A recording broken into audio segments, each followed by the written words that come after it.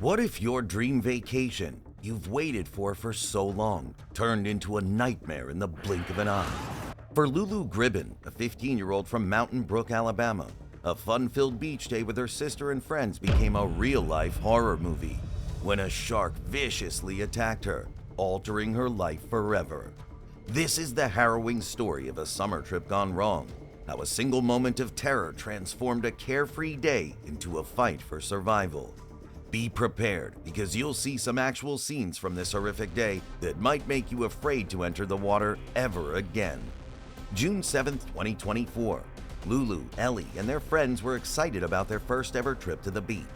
The warm sun, crystal clear waters, and the soft white sand of Seacrest Beach offered the perfect setting for a mother-daughter getaway. It was the beginning of what promised to be a summer to remember. As the morning sun rose higher, the girls explored the shallow waters near the sandbars. They laughed as they collected sand dollars, marveling at the beauty of the ocean and the treasures it held beneath the waves. But something was lurking in those waters, something that would soon turn their perfect day into a nightmare.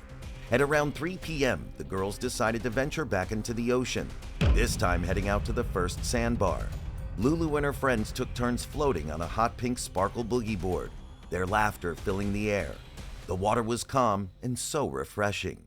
Little did they know, the predator beneath the waves was already watching. He had already had a taste of human flesh earlier that day, and he was hungry for more. Suddenly, one of Lulu's friends saw something dark moving just beneath the surface. What she saw was a shark that was later identified as a bull shark, one of the most aggressive species of sharks and a known killer. It is believed to be the same shark that just hours prior and only 4 miles away had attacked another swimmer, 45-year-old Elizabeth Foley. "Shark!" she screamed, her voice slicing through the peaceful beach atmosphere. And just like that, paradise became a nightmare. Everyone was scrambling to get to shore. Before Lulu could react, she felt it. A force like no other grabbed her by her left hand.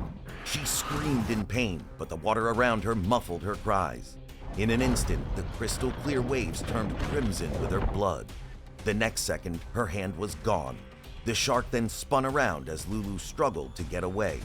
Her sister Ellie had already reached the safety of the shore, but when she turned around, her heart stopped. The ocean was stained with blood. In the middle of it all was Lulu, fighting for her life. The next moments would decide Lulu's fate. While everyone on the beach watched in horror, the shark spun around and bit down again, this time locking its jaws around Lulu's right leg. The pain was unbearable as she struggled to get free. Lulu tried to kick the shark off, but the pain was overwhelming. Every time the shark pulled her underwater, she felt her lungs filling with seawater. She was drowning, and the predator wouldn't let go.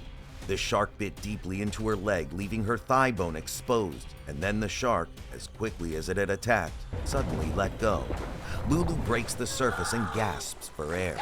But moments later, the shark, maybe being confused by all the sand and blood in the water, turned on one of her friends, McCrae. Lulu's 16-year-old friend named McCrae Faust was standing nearby when all of this was happening, and the shark, now in a biting frenzy, bit her viciously on the foot before finally swimming away.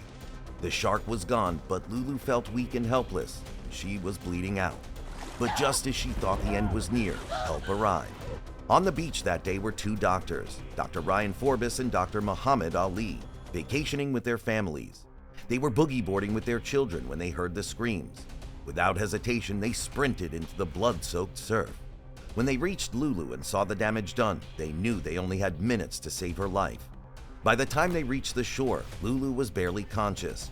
She had lost an incredible amount of blood, and her body was shutting down. But Forbes, Ali, and a group of nearby nurses and EMTs that just happened to be on the beach that day worked tirelessly, wrapping tourniquets around her limbs and applying pressure to the wounds.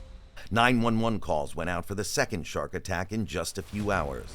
For Lulu, the moments after the attack were a blur of pain and chaos. She drifted in and out of consciousness, feeling the weight of the shark's bite, the salt water stinging her open wounds.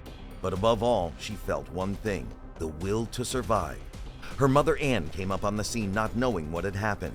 The beach was packed, and one group of people was there surrounding someone on the ground, and I looked down and it was Lulu who was there. Ellie found me and said, "Mom, it's Lulu." I saw her wounds on her leg and started to scream. She was lifeless, her eyes closed, mouth white and pale, she wrote. The wound on her leg, or all that was left of her leg, was something out of a movie. The doctors and EMTs worked frantically on Lulu to stabilize her and control her bleeding and just kept encouraging her to hold on. When the beach truck arrived, the call was made to get her off the beach and then to airlift Lulu to Sacred Heart Hospital in Pensacola, where her fight for her life would continue. In the hours that followed, Lulu underwent emergency surgery. Her right leg had to be amputated above the knee, and she had lost her left hand. The doctors were able to stop the bleeding, but she had lost 2/3 of the blood in her body. Her family waited anxiously, praying for a miracle. And then it happened. Lulu woke up. Weak but alive, she looked at her family and said the words they had been hoping to hear. I made it. The road to recovery was long and difficult. Lulu underwent several surgeries to prepare her for prosthetics, including a groundbreaking procedure known as the starfish procedure, which allowed her to control individual fingers on a prosthetic hand. Her determination was nothing short of inspiring. Just 77 days after the attack, Lulu returned home to Mountain Brook, where her community welcomed her with open arms. A parade was held in her honor, celebrating her strength, her resilience, and the incredible will to survive. Lulu's story captivated the world.